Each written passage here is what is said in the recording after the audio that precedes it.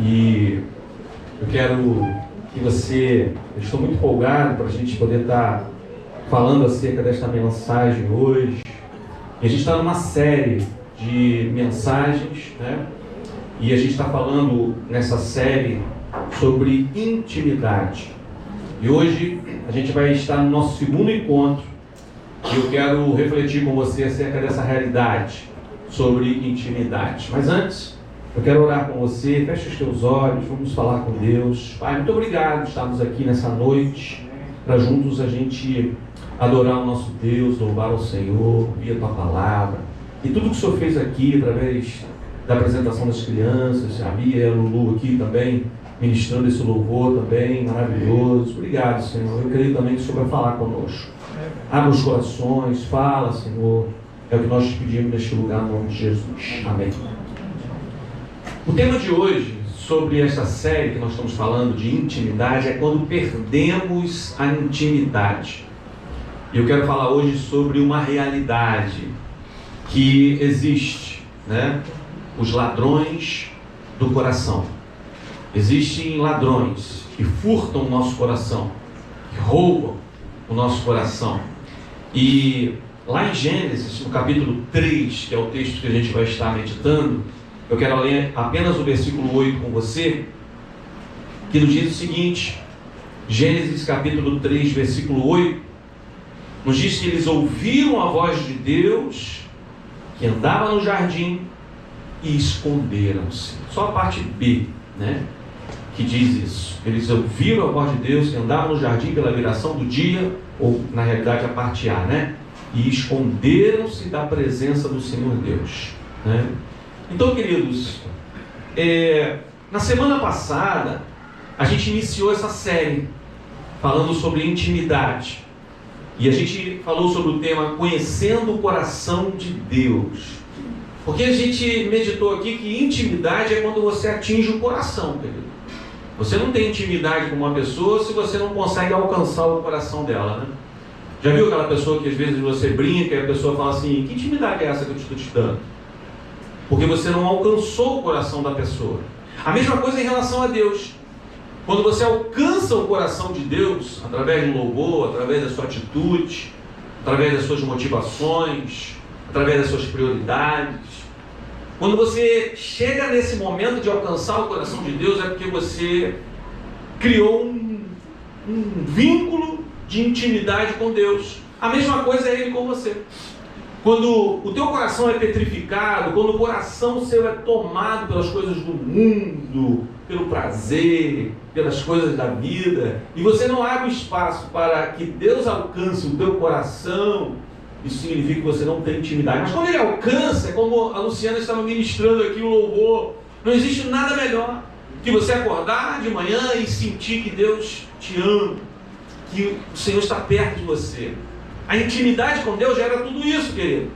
E a gente falou semana passada que a gente descobriu que Deus, Ele nunca quis que nós sejamos servos, que obedecêssemos às ordens dEle. Mas desde o princípio Ele quis filhos que conhecessem a Ele. Sempre foi assim no tratar de Deus com os homens. Quando Deus chama os seus filhos, quando Deus chamou Abraão, quando Deus tinha intimidade com Adão, quando Deus chamou tantos homens como Samuel e tantos outros, Deus quis relacionamento, Deus quis e quer intimidade. E foi por isso que a gente viu que toda intimidade, ela segue um caminho, querido. A gente aprendeu aqui semana passada que primeiro a gente ouve a voz de Deus, depois a gente enxerga quem Ele realmente é através da sua palavra, e depois a gente experimenta a sua graça e a sua presença, e finalmente a gente aprende a permanecer nele. Foi justamente essa estratégia que Satanás usou para criar um vínculo de intimidade com Eva. Porque o que ele fez? Ele fez com que Eva ouvisse a voz da serpente. Ele chegou para ela e disse assim: olha, não foi assim que Deus disse. Ou seja, ele distorceu a palavra e ele alcançou os ouvidos de Eva. E depois o que ele fez? Ele fez ela olhar para o fruto. Ela viu o fruto e ela desejou o fruto. Ele conquistou os ouvidos, conquistou os olhos e depois ele fez com que ela experimentasse. E depois que ela experimentou, ela provou uma coisa: de quem estava dominando o seu coração não era mais Deus, mas era o inimigo. E é isso justamente que ele faz, e a gente vai estar vendo isso nessa mensagem hoje, no nome de Jesus. E Jesus ele diz o seguinte, lá em João 15: permanecei em mim. A gente precisa permanecer no Senhor. E hoje surge uma pergunta inevitável para a gente: se Deus deseja tanto a nossa intimidade, por que muitas pessoas perdem a intimidade com Deus? Como que alguém que um dia foi apaixonado por Cristo chega a um ponto de não ter prazer nas coisas de Deus? Ela passa a orar sem prazer, ela passa a ler a Bíblia sem obrigação, por obrigação. Muitas vezes vem à igreja no automático ou por costume. É como um casamento, né? Que é cheio de amor, mas de repente passa a se esfriar, a entrar numa rotina. Como uma família que muitas vezes caminha unida, mas de repente começa a se fragmentar, começa a se dividir, muitas vezes, e se afastar. Então, queridos, o que faz com que uma pessoa passe a se esconder de Deus, como Abraão, como Adão fez, né? O que faz uma pessoa se esconder? Isso é a mesma coisa que acontece hoje. Quantas vezes a gente percebe que alguém sumiu da igreja, né? E aí, quando some da igreja, a gente liga, a gente fala: e aí, o que houve? Você sumiu? Eu não quero falar. Ou nem responde, né? Bloqueia. A gente já passou várias experiências disso. Começa a ligar e percebe que a mensagem nunca chega, porque nós estamos bloqueados. Por que se esconde, né? Por que não quer ter contato? Por que não quer conversar, não quer falar? O pecado tem essa característica. Faz com que a pessoa se esconda. Faz com que a pessoa não queira presenciar a luz, se encontrar com as coisas de Deus, assim como Eva, assim como Adão fizeram, se esconderam entre as árvores. Muitas vezes as pessoas fazem hoje. Então o que causa isso? A resposta é simples, querido. A resposta é que a intimidade, ela não se perde de um dia para o outro. Ela não se perde de uma só vez. Ela vai sendo roubada. A intimidade vai sendo tirada de você. A intimidade que você tem com Deus, ou que você tinha, ela vai sendo minada. E o inimigo vai roubando aos pouquinhos. Porque ninguém acorda distante de Deus de um dia para o outro, querido. Existe um processo. Existem ladrões que vão roubando. E é justamente sobre esses ladrões que eu quero falar com você hoje, nessa noite. Para que o Espírito Santo abra teu entendimento, teu coração, para que você entenda que existe uma realidade. E essa realidade é que o inimigo, que veio para matar e roubar, destruir. Matar, roubar e destruir. Ele quer roubar. E lá em Gênesis revela esse caminho. Primeiro ladrão que eu quero refletir com você é quando a voz, outra voz, ocupa o lugar do mediador, querido. O que a serpente disse para Eva no versículo 1 de Gênesis 3? Não foi assim que Deus disse? Na parte B. Não foi assim? Olha a voz. Olha o direcionamento. Olha a intervenção do inimigo. Não foi assim que Deus disse? Então a serpente, ela não chega para Eva e diz assim: olha, está aqui essa fruta, vai, come aí, porque ela é muito boa, vai abrir os teus olhos e tudo você vai conhecer e você vai entender todas as coisas. Não. Existe um processo para se alcançar a intimidade. A serpente, ela não começa oferecendo um fruto. Ela começa oferecendo uma nova interpretação da palavra de Deus. E não há nenhuma estratégia nova em nossos dias. O inimigo vem para distorcer a palavra. O inimigo vem para dizer: olha, não é assim que Deus disse? Não é assim que Deus está dizendo? Vocês podem comer da árvore do conhecimento do bem e do mal, não vai acontecer nada, quando o que a serpente estava falando para Eva era totalmente contrário ao que Deus havia dito para eles. Então, queridos, o inimigo ele vem para ocupar um lugar que pertence somente a Deus. Quando você dá ouvido à voz do inimigo, é porque você está tirando Deus do teu coração e você está confiando na outra voz que está vindo do teu coração. É perda de confiança. É quando você não confia em Deus. É quando você não confia de que o que Deus está te dando é o suficiente. É quando você olha para aquilo que você tem, que Deus tem te dado tantas coisas, e você diz assim: não, peraí, aí chega uma voz, que as setas do inimigo vêm contra nós, são os dardos inflamáveis do maligno para nos inflamar, e ele vem dizendo: não, olha só o que você não tem, olha só o que você poderia ter, olha só o que você tinha lá atrás, olha só o que eu posso te dar. E essas vozes vão vindo para roubar o coração, aquilo que pertence do Senhor em você. E Ele deseja tornar-se, uma voz que interpreta a sua realidade. E aí existe um autor, que eu usei semana passada, Dietrich Bonhoeffer. Esse foi um teólogo do tempo da Segunda Guerra. E ele foi um teólogo que escreveu muitos livros, entre ele um livro chamado Discipulado.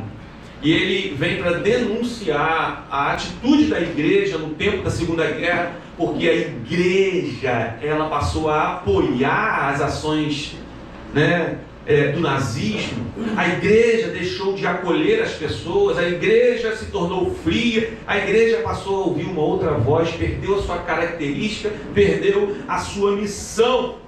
E esse teólogo, Dietrich Bonhoeffer, diz que um dos maiores perigos da vida cristã é viver aquilo que ele chama de relações imediatas. Eu vou te explicar.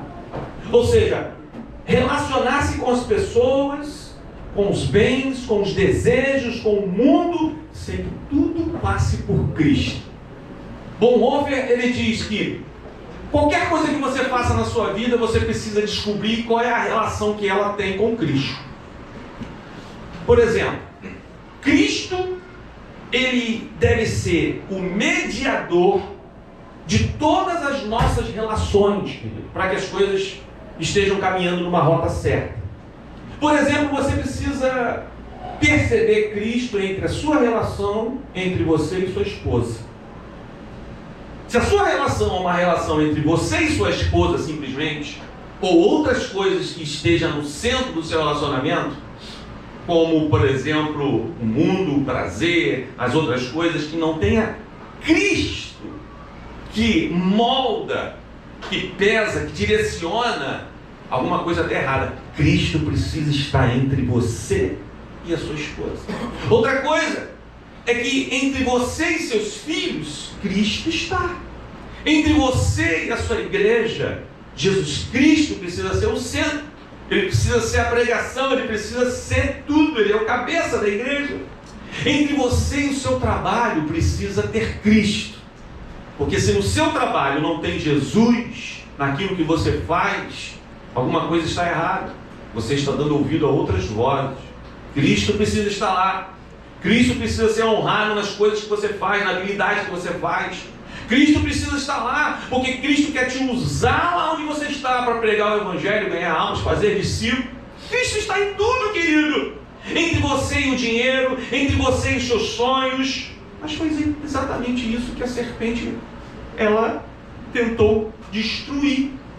Ela tirou Deus do centro da vida de Adão e de Eva.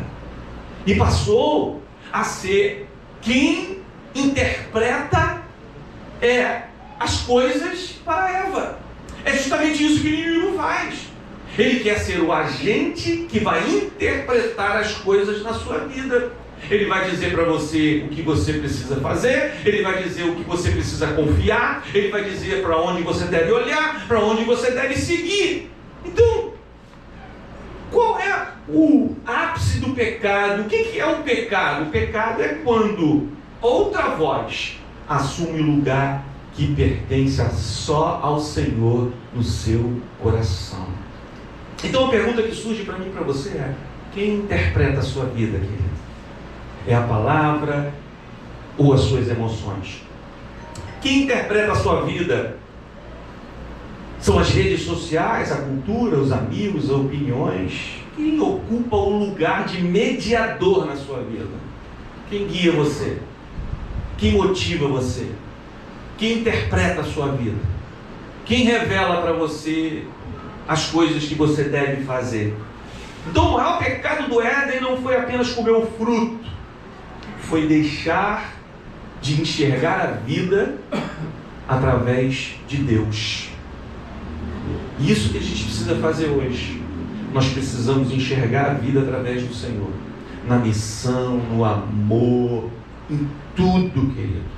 E a gente tem um exemplo clássico na Bíblia que foi Saul. Lá em 1 Samuel 15 nos diz que Deus deu uma ordem para Saul: olha, você vai para a guerra, mas você precisa destruir tudo. Tudo precisa ser destruído. Você precisa acabar com tudo. Mas a Bíblia diz que Saul ouviu outra voz. Que voz foi essa? A voz do povo.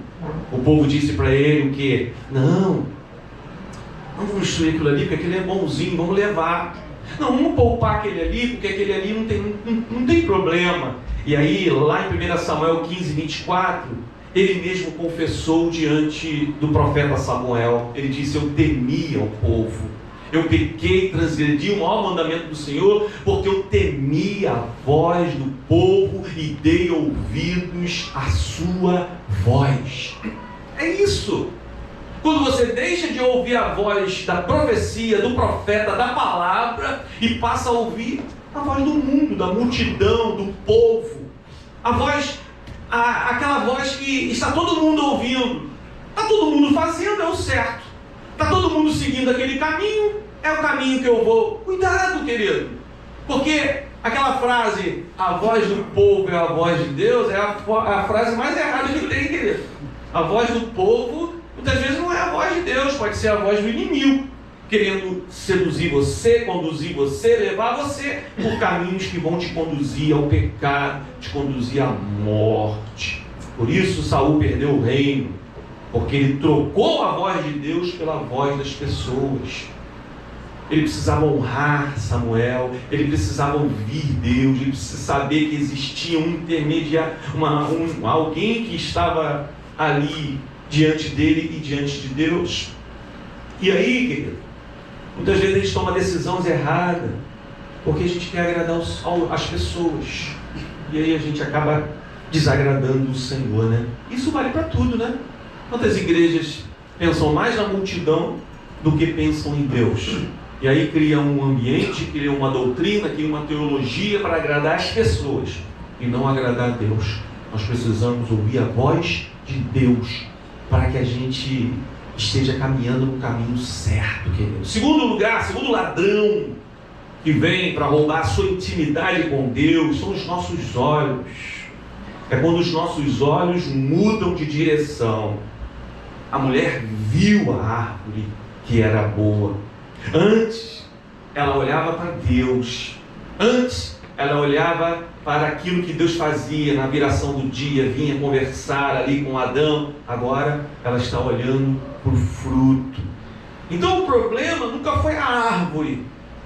O problema foi a falta de direção no olhar. O inimigo é expert em distanciar e desvirtuar e fazer com que você olhe para as coisas erradas, né?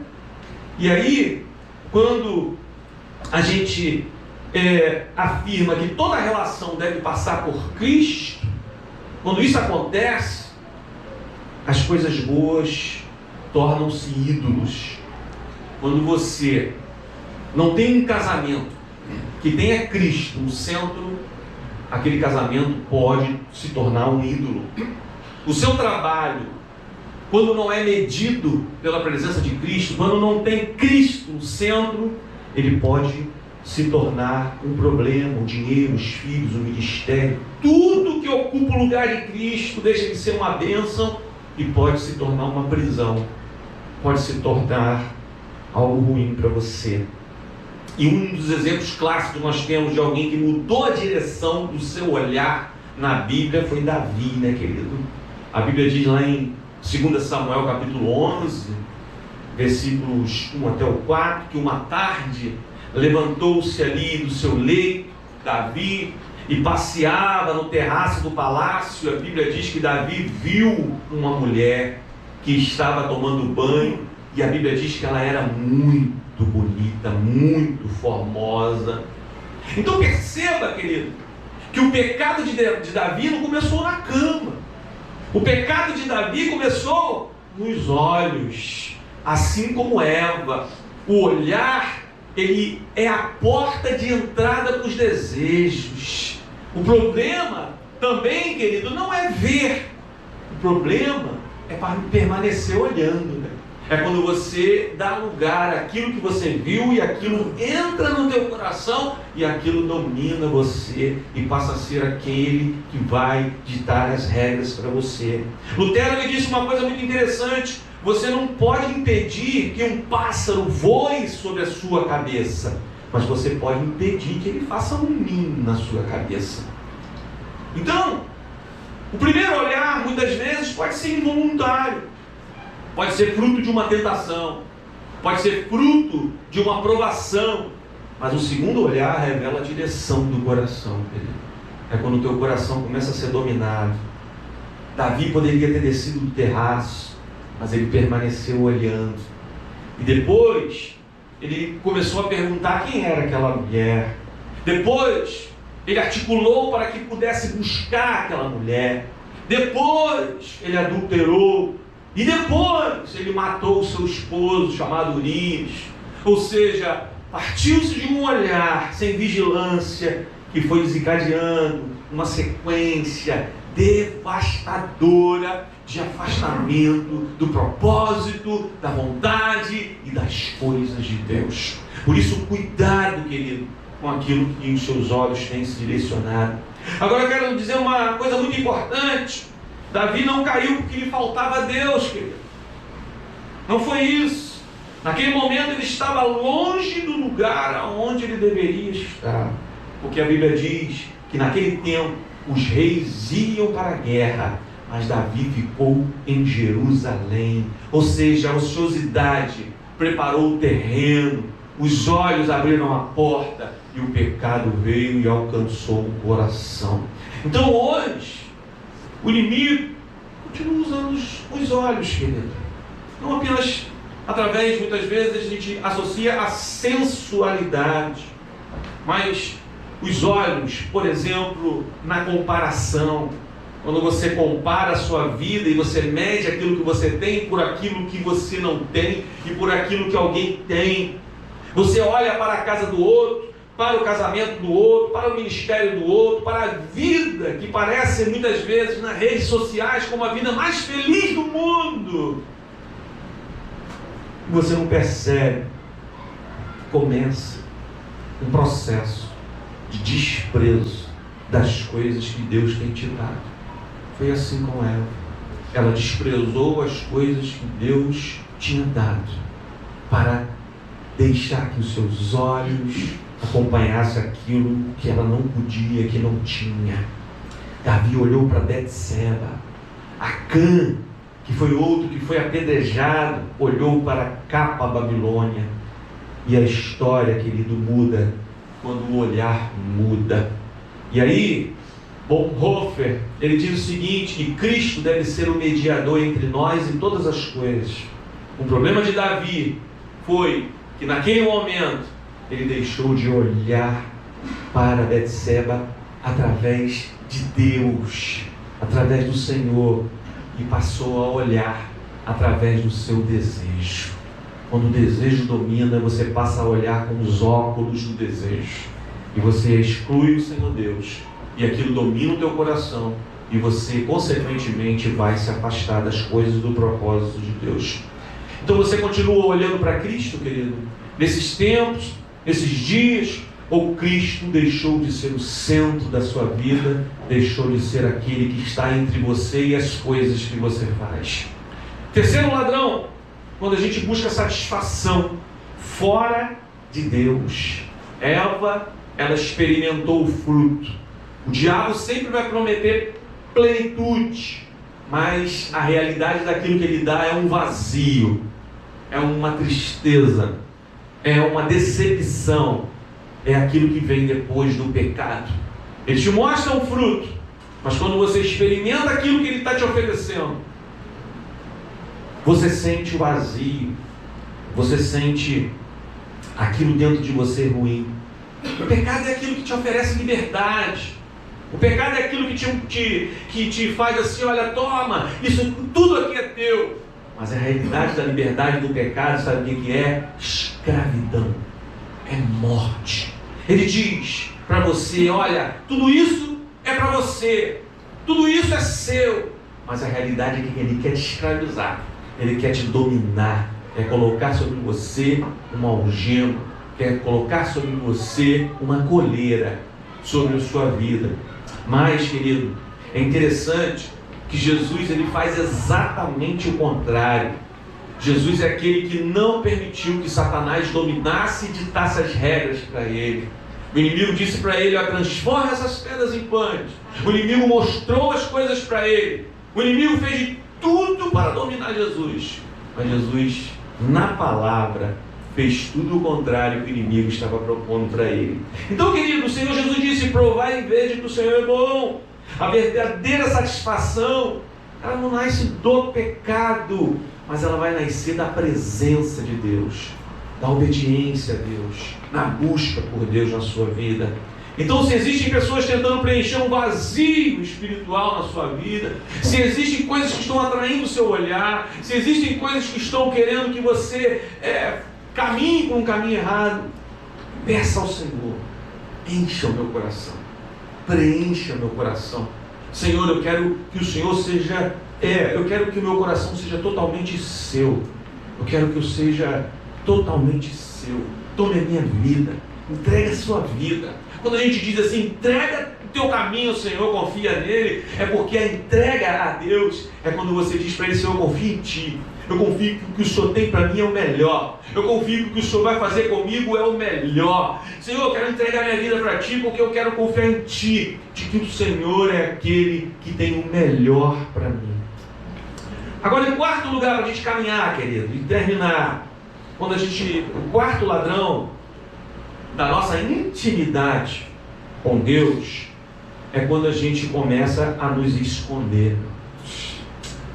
E esse talvez seja o momento mais triste, porque depois do pecado, eles ouviram a voz de Deus, mas o que eles fizeram? Correram, se esconderam, porque o pecado, ele tem uma tendência de nos afastar. O pecado, ele não nos aproxima. O pecado, ele sempre nos faz fugir. Fugimos da oração, a gente não ora mais, a gente não quer estar perto de Deus, a gente não diz, Senhor, tem misericórdia de mim, Senhor, perdoa os meus pecados, Senhor, me ajuda, Senhor, eu preciso de Ti. Não, o pecado faz com que você se afaste, que você se esconda da oração. Se há uma reunião de oração na igreja, você não vai. Se alguém te chamou para orar junto com você, na casa do irmão fulano, eu não vou. Que a característica do pecado é fazer você fugir. Você foge da Bíblia.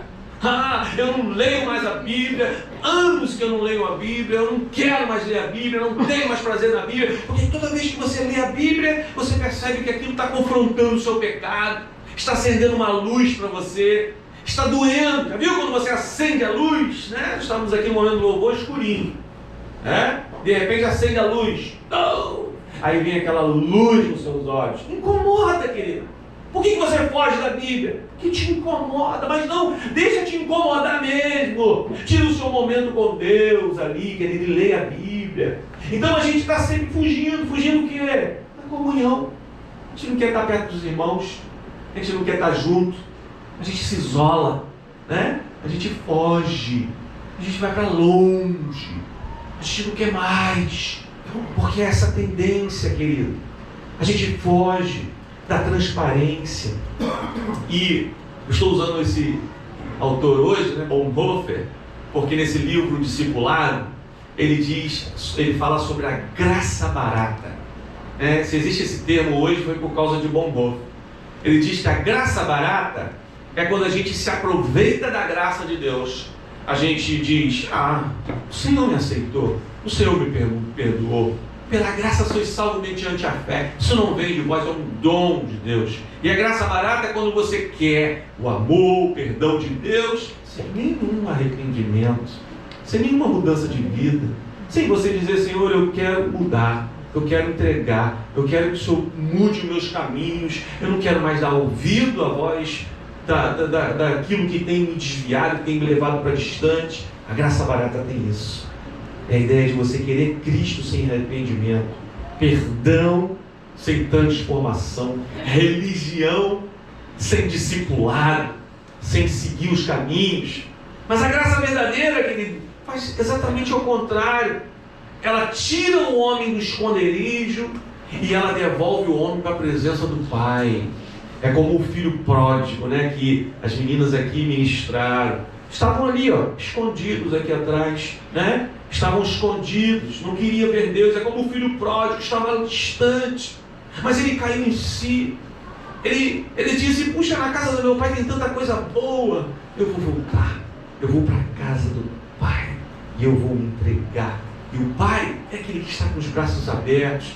Ele quer colocar uma capa sobre nós, anel nos nossos dedos, sandália nos nossos pés. E quer dizer: olha, esse filho estava morto, mas ressuscitou.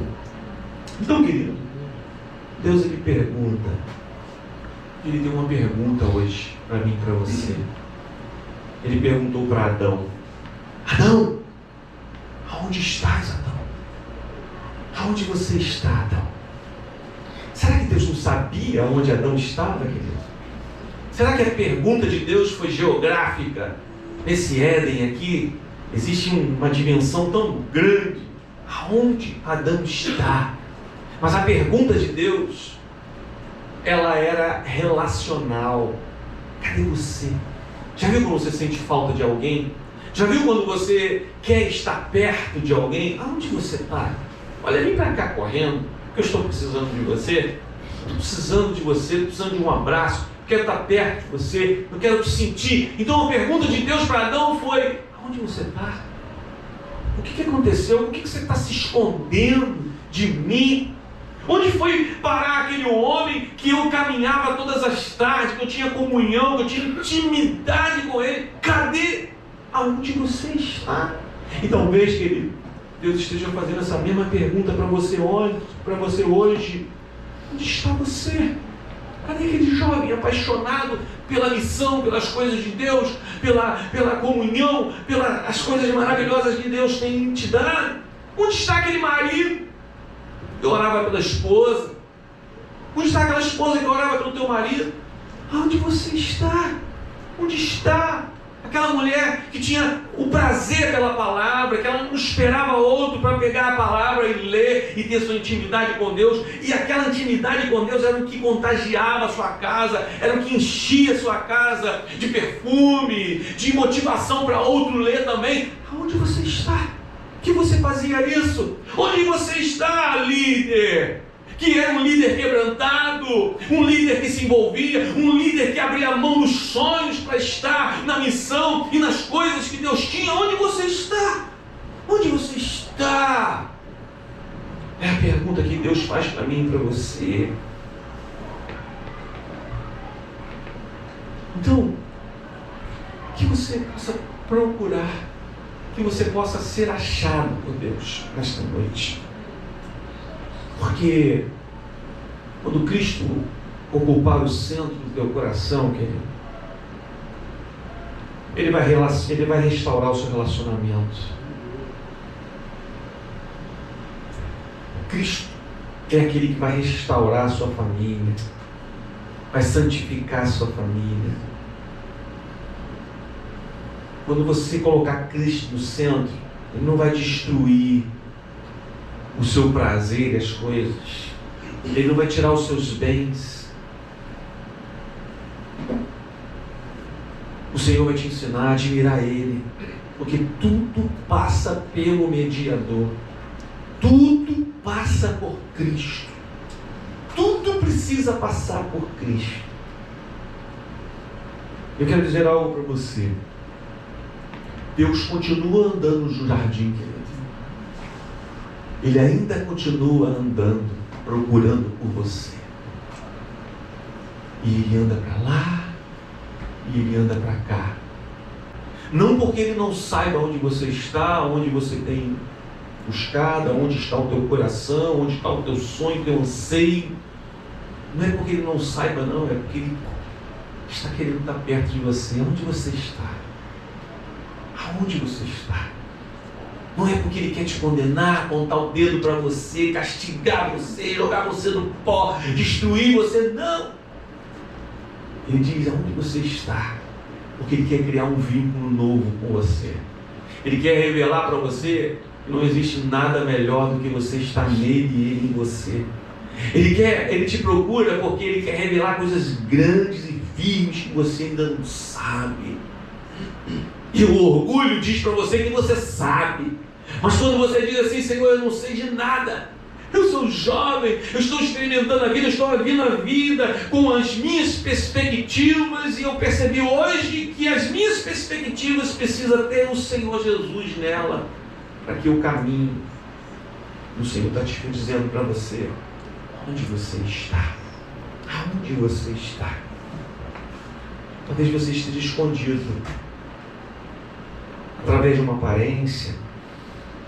Talvez você esteja escondido não numa árvore, mas atrás de um cargo, atrás de uma religiosidade.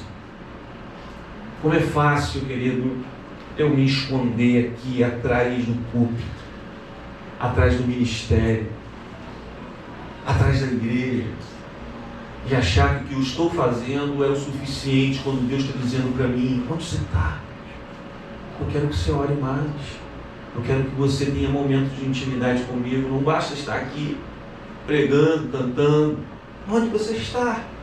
Talvez você esteja se escondendo atrás do louvor, no ministério. Você diz que vinha aqui cantar, vinha aqui louvar, vinha aqui tocar. É o suficiente. O que você está fazendo é, na realidade, se esconder.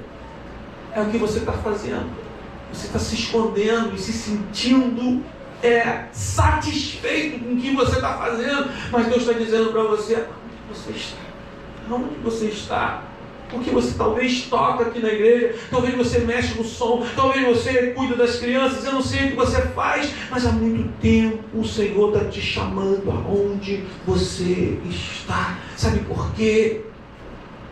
Porque Deus não procura, querido, desempenho nenhum. Deus não está procurando desempenho, desenvoltura. Deus não está procurando atividade. Deus está procurando intimidade. Ele está procurando aonde você está.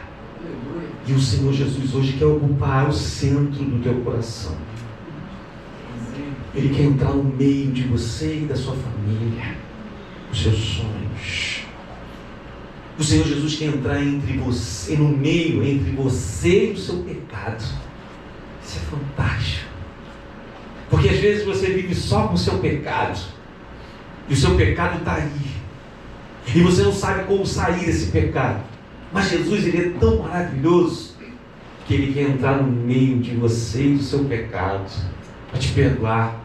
Para te dar força para vencer o seu pecado. Porque você diz assim, eu não consigo vencer o meu pecado. Eu não consigo largar o meu pecado. Porque você não colocou Jesus entre você e o seu pecado. Porque você só vai conseguir vencer o seu pecado quando você disser, Senhor, esse é o meu pecado. Me ajuda. Me dê força para me vencer esse pecado. Eu preciso que o Senhor me fortaleça. E sabe o que Ele vai fazer?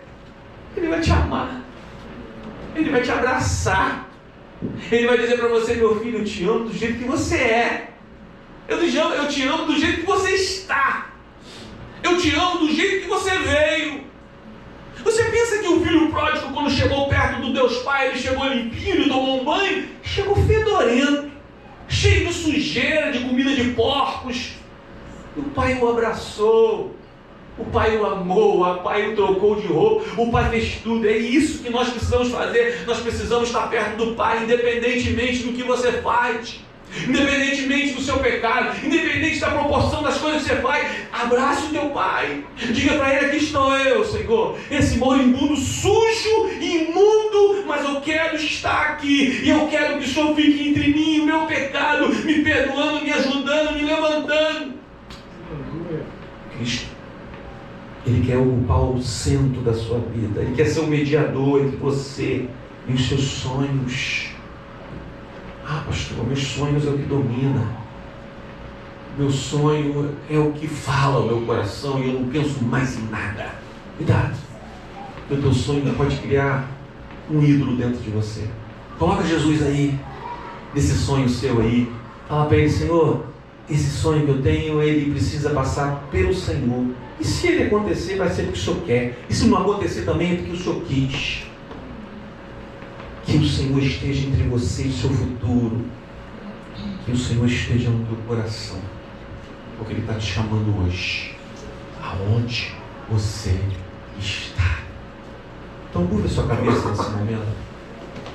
Eu queria que você orasse, pedindo ao Senhor: Senhor, eu quero ter mais intimidade contigo.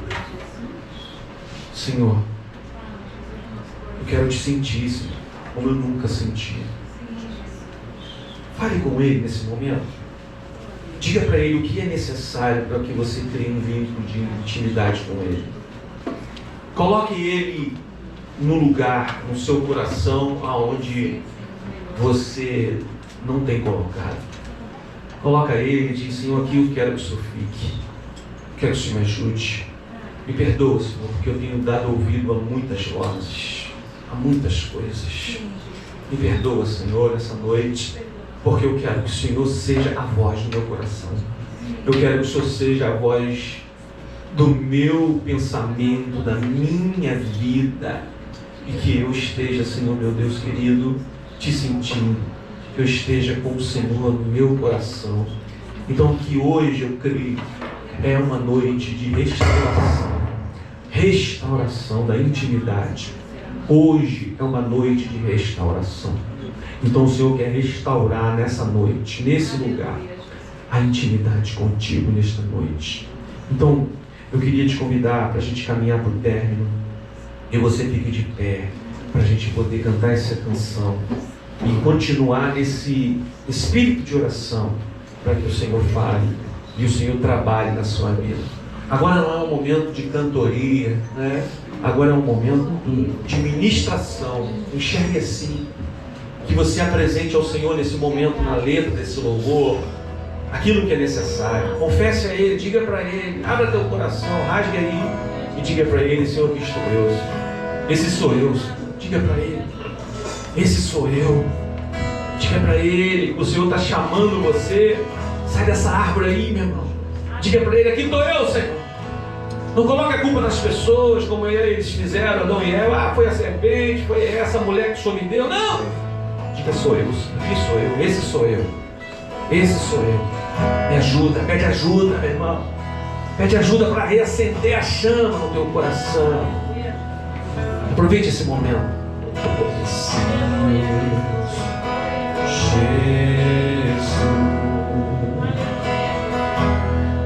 aos teus pés aqui estou.